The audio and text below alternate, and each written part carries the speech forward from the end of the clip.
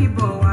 ó lè jẹ́ mi mo ṣẹ̀ ó dẹ̀ lè jẹ́wọ́ ló ṣẹ̀ mi ẹ̀rù ẹlẹ́ṣẹ̀ gbogbo wa. wàláì òun ni Alhaja Kudirat Asani Ọláyínká ọmọ ẹ̀rín oṣó ló sọ wípé yìí lòun ló ń sọ fún wa pé kò sẹ́ni tó mọ̀ kò sẹ́ni tí ò lè ṣẹ́ nìkan ṣùgbọ́n nǹkan tí mo kàn rí sínú ọ̀rọ̀ wọn ni pé oníkálukú ti yọ gbá wọn ti yàwó wọn ti yọ ọ̀bẹ sí làá bá fi ṣe kásọ̀rọ̀ wọn ní ọjọ́ Monday yìí ẹ tẹ́ka òkìní kan mo bẹ̀rẹ̀ látòrí Tóyìn Àmàkù ẹni tó bá rò pé Tóyìn ò kí ń ṣe ẹni tí èèyàn lè sọ̀rọ̀ ẹ̀kọ́ ẹlẹ́mìí mo rí journalist sọ pé ọ̀rọ̀ àwọn nuisance ẹlẹ́mìí máa sọ wọ́n ń ṣe nuisance èèyàn ní gbogbo wa tó bá jẹ́ nuisance ni wọ́n ẹ lọ wo value táwọn pè máa hard tó bá ṣe pé Lizzy kò tí kọ́lé sí Lẹ́kí tó bá pé Lizzy ó sì ní káàbù tó ń gbé kiri ó lè má jẹ̀bi tó báyìí ṣé kò mọ̀ pé ẹni tí ó bá dàbẹ́ ni pé owó ẹ̀ wà lókè tó bá kọ́ wọn ní gbéraga ni bó bá tún kọsẹ̀ tó yẹ kó kí pẹ̀lẹ́ wọn ni kò ṣe ní kọsẹ̀ ń gbé pé lókè lókè lójú ẹ̀ wà ẹni tó bá wà nílé gíláàsì kì í sọ̀kò kì í ṣe pé òun ló jẹ̀bi ìjà ni mò ń sọ o òun ló jẹ̀bi gbogbo nǹkan tí wọ́n ń sọ nípa ẹ̀ yìí pé tọ́lọ́run bá ti gbà fún yàn èèyàn máa ń lẹ́ ilé òní mò ń bọ̀ o. àgàgà yìí tó bá ń bẹ̀ yín o àforóyàrá wọn ò ní lè dúró tán èyí tó jọkùnrin fi ṣàbúrò rẹ o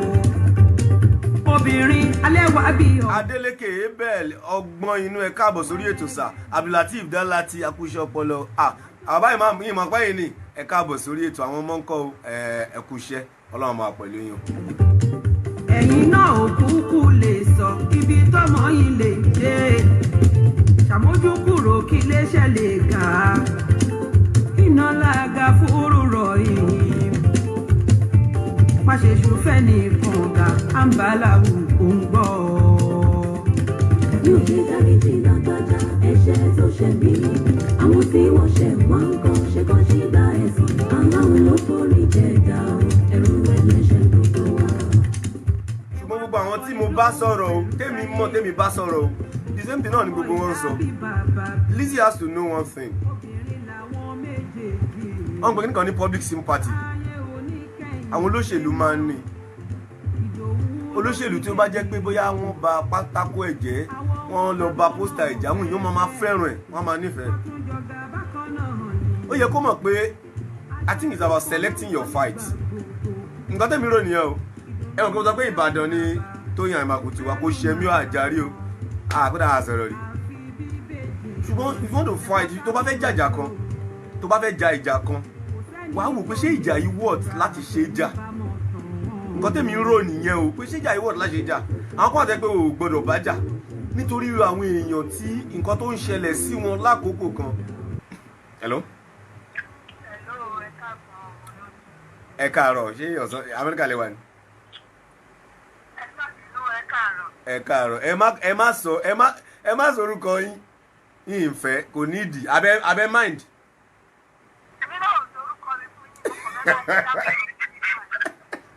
ẹ̀yin lè dá wà láàrin àbí. ẹ mọ̀ wípé kírun nǹkan báyìí bá ń ṣẹlẹ̀ láàrin ìlú olúkálùkù náà ló mọ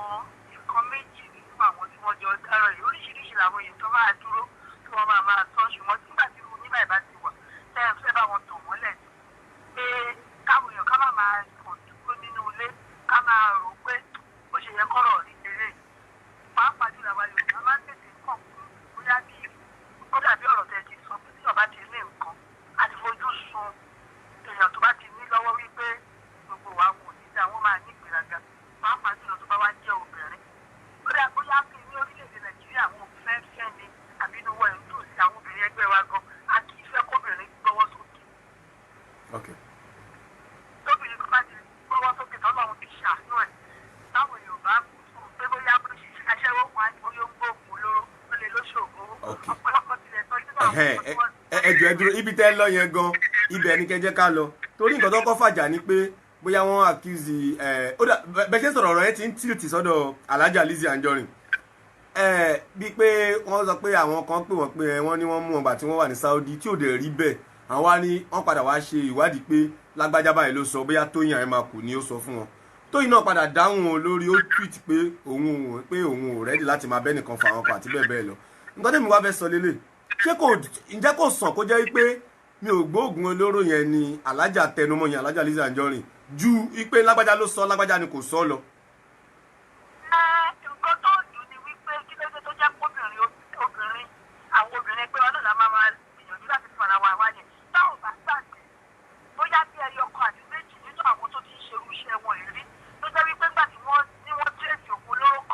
gbogbo olóore sáà tí wọn. ọmọ ọlọ́mọ ní ìpínlẹ̀ kò fẹ́ jẹ́ kí wọ́n bá tòun jẹ́ ló ṣe pariwo níta torí tó bá dákẹ́ sí ọ̀sọ̀ ọ̀rọ̀ gbogbo alẹ́ ọ̀la mọ̀ pé lórílẹ̀‐èdè nàìjíríà táwa ẹ̀ ọ̀pọ̀lọpọ̀ àwọn èèyàn ńláńlá tó nífẹ̀ẹ́ wọn tó ṣàánú wọn ó dáná owó kan máa pọ̀ ṣe mọ́ tó bá dẹ̀ ti rí pé wọ́n ti pélé wọ́n ti tírèkì ẹ̀ débi tó lè kó bá mi lọ́jọ́ iwájú wọ́n á yà kọ́ọ̀tì láti pẹ̀lú wọn ò ní bá wọn ṣe mọ́ òun lè lé lọ ọjà ló ṣẹ̀ṣẹ̀ ní gbogbo owó ló ti fi rajà àwọn ìyàwó èèyàn ńláńlá ti rajà lọ́wọ́ ẹ̀ kí ni ọkọ wọn ṣe nígbà tí wọ́n bá ní wọ́n tírèkì ẹ̀ mọ́ òpólóró lórí social media tó jẹ́ wípé a mọ̀ wípé ìròyìn ẹlẹ́jẹ̀ ni táwọn èèyàn àlọ́ náà máa ń gbọ́ wọn kì í lóòótọ́ alájà ti debunk ẹ̀ èmi rò pé ó wá yẹ kọ́rọ̀ yẹn ti tán bẹ́ẹ̀ yẹn gẹ́gẹ́ bí mo sọ pé tó wà nù ilé gíláàsì òkè ń jùkù. èèyàn tó lọ ń dá sílé ajé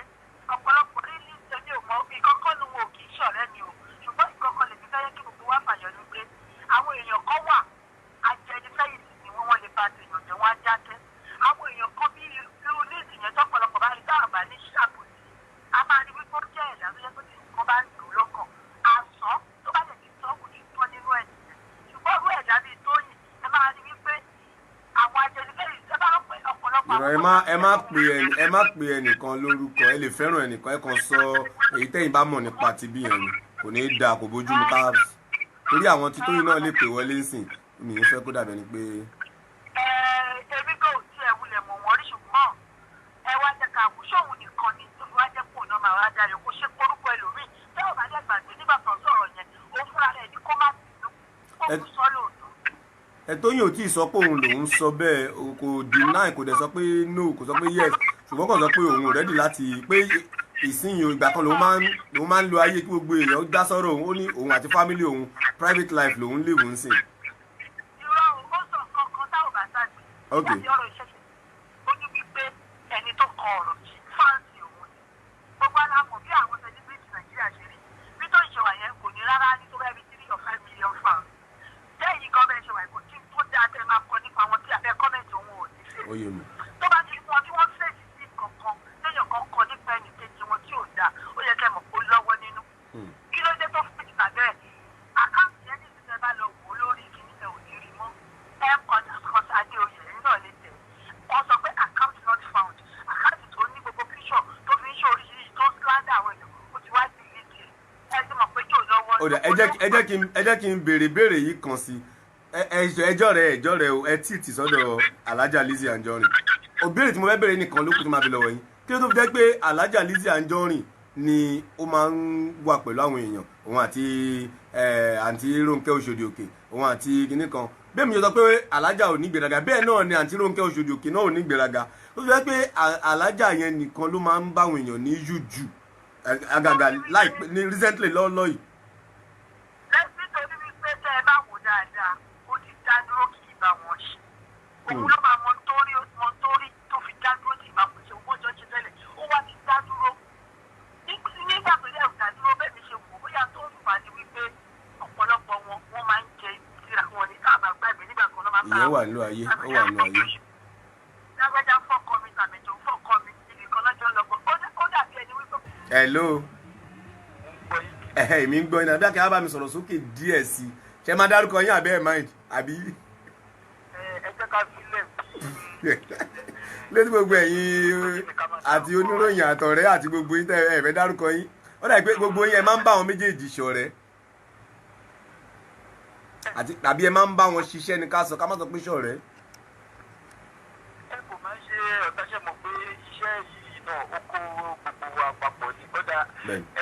àwọn èèyàn tó jẹ́ ọ̀rẹ́ tèmi náà láàrin ìgbà ṣe jọ ń ṣiṣẹ́ yìí kódà ẹlòmíì lè má rí mi lọ́rẹ̀ẹ́ tó ti máa wò pé ọ̀rẹ́ ti lè ṣùgbọ́n gbọ́n tí nǹkan ti ń pa wá pọ̀ ẹni tó yàn bá dẹ̀ sí kódà ẹni tó yàn bá ṣiṣẹ́ péṣẹ́ ló pa yín pọ̀ tó ti jẹ́ péṣẹ́ yẹn ń pa yín pọ̀ lójúmọ́ ẹ̀sìn lọ́rẹ́ náà nìyẹn ọ̀pọ̀ gbà tó ń fa tó fi máa ń jẹ́ kódà bí gbàgbé ọ̀rẹ́ ni wọ́n àti ní ọjọ́ ṣiṣẹ́. ó dà pé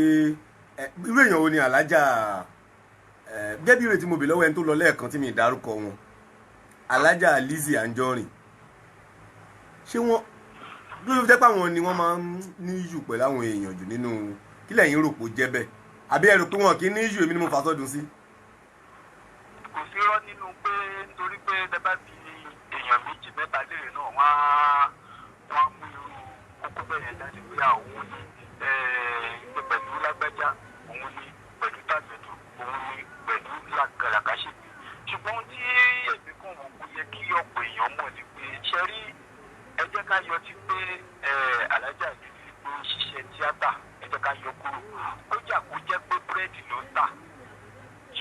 ìwà yẹn wà nínú ẹ̀ bọ́nà ṣe dá àti ẹ̀ nìyẹn. ipe kọ́ máa báyàn ní iṣu àbí báwo. kò ṣe pé ká máa báyàn ní iṣu bóyá ìwà pé lágbájá kẹ́yàn mi jẹ máa dúró tán tẹ́mi mi bá máa bọ́ sí díẹ̀ kó bọ́ sí. nítorí pé sáìsì wọn kéré wọn máa rò pé àwọn èèyàn fẹ́ yàn àwọn jẹ. ìgbàgbọ́ ẹ̀ ni pé bí mo ṣe rí kúrò yìí àwọn èèyàn ò lè ṣe kọ́ máa rẹ̀ èèyàn jẹ. tí èèyàn bá dúró níwájú ẹ̀ gẹ́gẹ́ bí ẹni tó ti mú ẹ̀ tó bá ti sọ̀rọ̀ sí méjì mẹ́ta tó ti ṣẹlẹ̀ ìwẹ̀ pé bóyá mo rò pé kí ló dé kí ni mo lè ṣe bẹ́ẹ̀ nìyẹn tó fi máa ṣe báyìí fún mi ilé ìfẹ́ bá tèmi jẹ́ kó tó lóun fẹ́ bá tèmi jẹ́ jẹ́ náà kọ́kọ́ ṣe kí ni tó jẹ́ ni tó yára láti ṣe nǹkan. mo ń gbádùn yín o. ṣùgbọ́n ṣe rí ohun tí mi ò rò pé ó jẹ́ òdodo ọ̀rọ̀ ni pé kí wọ́n sọ pé ó ní ìgbéraga. ipe wọn ní ìgbéraga àbí lẹ sọ. kí wọ́n sọ pé ó ní ìgbéraga. ok mi ò rò pé ọ̀rọ̀ tó jìnnà sóòótọ́ ni. ok torí mo mọ̀ pé iná súnmọ́ wọn ní ìgbéraga rárá. ìdí tí mo ṣe sọ bẹ́ẹ̀ ni pé ẹ̀dá tí èèyàn bá bá rìn ẹgbẹ́ ká fi mọ lórí pé ẹrùkọ yẹn ṣùgbọ́n ṣá àwọn tí wọ́n mọ̀ ọmọ pé èmi tí mò ń sọ̀rọ̀ yìí bá rìn tí ò kì í ṣe ọdún mẹ́wàá. ìyẹn alájà Lizzy àbí. bẹ́ẹ̀ tí ò kì í ṣe ọdún mẹ́wàá mọ́ tó jẹ́ pé láàárín ọdún mẹ́wàá yẹn láàárín ọ̀sẹ̀ kan àlèṣe ká má ríra lẹ́ẹ̀mẹ́ta lẹ́ẹ̀mẹ́rin láàárín ọ̀sẹ̀ kan. ṣe yìí bí ìfẹ́ kó ní kó mú túmọ̀ mí ìdádé ni bá sọ pé àjọ ń sùn àjọ ń jí. oyè mi. ṣé ti yẹ yín nìsín ṣùgbọ́n ẹ̀dá tèmi mọ̀ ni pé kò ní ìgbéraga ṣùgbọ́n ṣá ẹ̀dá tí ò fẹ́ ìwọ̀sí ni ṣó yẹ yín sí ibi tí ìṣòro ọ̀rọ̀ yìí wá wà ní pé ẹni tí ọ̀rọ̀ ẹ̀ tí ọ̀tọ̀rọ̀ pa wọ́n pọ̀ lásìkò yìí ẹni yẹn gẹ́gẹ́ bí lérí tèmi náà rí ṣó yẹ yín àwọn méjèèjì ni wọ́n jọ kọlura wọn lásìkò tí ò yẹ kó kọlura wọn ṣó yẹ yín ẹni yẹn náà jẹ́ ni tí ó máa ń ẹ má bínú kí n lo èdè yìí tí ó máa mú òkun ṣe kà. ẹ má jẹ a lè sọ bẹ́ẹ̀ o a lè sọ bẹ́ẹ̀ ẹni tí ò bá gbọ́ tẹnu ẹ̀ gà á sọ pé yẹn ń pàtó ni o ẹ máa bọ́rọ̀ yín lọ ẹ ń tẹ́ ẹ mọ ní kẹ́jẹ́ ká máa sọ̀rọ̀ lọ. ṣe rí mo tọrọ gáfárà láti lo èdè yẹn inú tó jẹ́ kí n lò ní pé ìwádìí padà fi hàn pé ẹni yìí ṣe àbúrò ṣe rí ó ti ṣe fáwọn èèyàn dáadáa ṣùgbọ́n ṣe mọ̀ pé nígbà míì bàbá jáyọ̀ lè kọ́ná bàbá jára wa lè kọ́ná bá a ṣe máa ṣe yé máa jura wọn lọ. ṣó ti yẹ yín. kì í ṣe pé bá wọn sọpọ́ọ̀tì wọn sọ nǹkan tí wọ́n mọ̀ nípa tí wọ́n náà bá mọ ẹlòmíì yẹn já gbọ́ ṣùgbọ́n mo ṣàmọ̀ pé láìpẹ́ nígbà kan alájà Lizzy Anjorin náà ní jù pẹ̀lú àǹtí Rónkẹ́ Òṣòdì Òkè àti alájà Lizzy Anjorin o wàláì lójú tèmi kò ní ìgbéraga mi ṣáà ní Range Rover mi ìdẹ̀kọ́lé sí Lẹ́kì ṣe wá rí àǹtí Òṣòdì Òkè náà Rónkẹ́ àǹtí yẹn náà down to earth gbogbo èèyàn open sí ṣùgbọ́n àwọn tó bá súnmọ́ wọn tó tún súnmọ́ wọn jùlọ ní ó ń ṣe bẹ́ẹ̀ ni ṣùgbọ́n at least bó ṣe ń ṣe image wọn láàrin èèyàn PR wọn dà ṣùgbọ́n èyí tó dùn èmi jù ni pé kẹ́gbọ́n sọ̀rọ̀ pé ẹni tó bá ń gbélé gíláàsì kì í sọ̀kò òun ni àgbọ̀ kíkiní sọ̀rọ̀ púpọ̀ yìí sìn ọ̀rọ̀ díẹ̀díẹ̀ ló ń sọ kò yé yín ọ̀rọ̀ díẹ̀díẹ̀ òun ni àyèmàkù ń sọ ṣùgbọ́n Lizzy Anjorin ni à ń gbọ́ òní pé màá bá ẹ̀ fà á máa ṣe kíníkan tabadẹ̀ ní ká wo èjì wọn alájà Lizzy ju Tóyìn Àyèmàkù lọ èmi rò pé wọn bá ti wà reserve díẹ̀ lóòótọ́ wọ́n lè sọ pé èmi gbòógì olóró kíníkan wọ́n lè sún ara wọn náà they can go to court ó better than pé ẹ mọ̀ pé àwọn fans máa ń fọ́ nìgan tẹ bá lọ wo fídíò tí alájà ń ṣe gan Lizzy Anjorin ń ṣe gan àwọn èèyàn tún ń bú ń bẹ̀ at least like 70% ṣùgbọ́n ẹni tó bá ń tí nǹkan bá ń dùn tó fẹ́ react tó dẹ̀ jẹ́ ẹni tó máa ń bínú kò ní mind o ẹ wò yóò bá máa bu gbogbo agbára yín tẹ́ fi ń kọ̀wọ̀ sí yẹn you can and you have money ẹ contact irú àwọn tó mi fẹ́ dárúkọ irú ẹ̀ ń ta pè tán yìí ẹ contact àwọn journalists ẹ contact àwọn script writers ẹ ṣe ṣèwé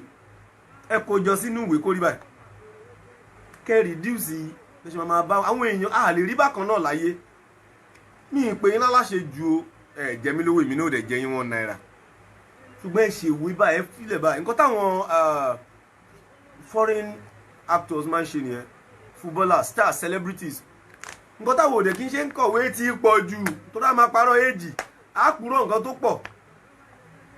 ẹ ṣe báyìí káwọn ọmọ kan lè kà á gbogbo táyì ń ṣe lórí YouTube yẹn mọ̀ bí YouTube máa tán ó lè dáadáa 20 years kí YouTube má sí mọ́ because òyìnbó ń ronú nǹkan mi tún lè wà. Ẹ ṣe níwèé báyìí ẹ lè padà wá lọ sórí YouTube yẹn náà write it up. It's not necessary pé ilẹ̀ máa kọ́, you can just be the author. Kẹ́nìkan bá yín kọ́, you pay the person off because you have the money. Gbogbo àwọn nǹkan bẹ́ẹ̀ àwọn fẹ́ mọ̀ tó bá di 20 years ẹ̀ ní kú lágbára Ọlọ́run, èmi náà ní kú ńgbà náà. Àwọn méjì kan gbá Lizzy Anjorin jẹ́ kí n wòwe yẹn ó kàn pé lórúkọ kan hulabalu tàbí English kan tó bá wù tàbí Yorùbá tó bá wù yín ojú rí tó. Nígbà tó yá a wà nínú ilé gíláàgì nìkan òjò bẹ̀rẹ̀ sí ní rọ̀ máa mi ń gbọ́n mi ṣé kò dùn bẹ́ẹ̀ náà ṣe ń gbọ́n mi ó dùn náà. Alájà Lizzy Anjorin ṣe pàtí kan ní Island. Tẹ bá rí àwọn tó wà ní pàtí yẹn wàá mọ̀ pé wọn kì í ṣe nuisance because èmi ò mọ̀ nǹkan tó ń pè nuisance ò lè drive irú àwọn the powerful and the mighty bẹ́ẹ̀. Pàtí tó ṣe tó yẹ pé odindi Aláàfin Ọ̀yọ́ wà ńbẹ̀, ikú bàbá yèyé o kábíyèsí o wọ́n wà ńbẹ̀ àtàwọn èèyàn sponsor ńkọ́ ọ̀hún fẹ́mi lómìnira nàìjíríà kan Mr. Gini tó ní Mr. Alabi lórúkọ máa yìí o tí wọ́n ní Naira Bet àbí o dàbí Naija Bet ni. These are people tó yẹ kí wọ́n lè move nǹkan tó pọ̀. I think it's high time táwa náà select àwọn èèyàn tí a máa tún ṣe. We just sit down wọ́n máa ya aṣẹ́ fún ọjọ́ mẹ́fà ẹ máa lọ ra 100 naira orí wo la fẹ́ ṣe fún wọn gangan mi tiẹ̀ tí mọ̀. A lè lọ sí handle wọn now talk to Lizzy Aunty Lizzy please Lelo I love you don't say anything again do another video sincerely wọn apologize gbogbo àwọn fans wọn ẹ ṣì máa padà parí ìjà yìí náà ni ẹni tí Ọlọ́run ẹ̀yin méjèèjì àti Tóyìn ẹ máa kù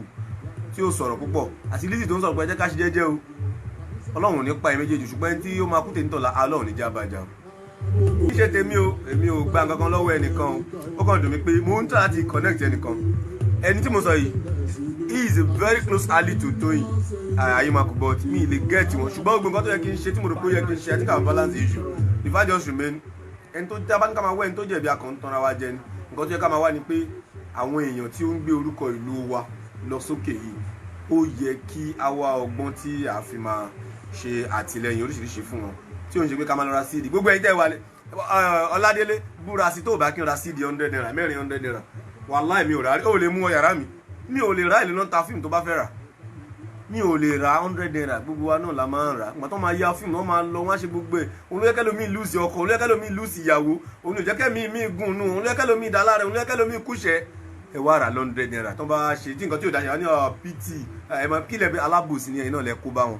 ẹ jẹ́ ká dúró tì wọ́n ká gbogbo nǹkan tó ń ṣe yẹn ò rọrùn o ẹ jẹ́ ká dúró tì wọ́n jù báyìí lọ. títí ọjọ́ míì tá máa pàdé lórí ètò ẹ má gbàgbé ọ̀rọ̀ lọ́rọ̀ là ń sọ látẹ̀ oṣù ọjọ́ Monday ẹ̀gbọ́n mi Martins Ọmọlájà Àkànní ẹ káàbọ̀ sórí ètò yìí ẹni burú mọ̀ ọ́ sì wá ń ta o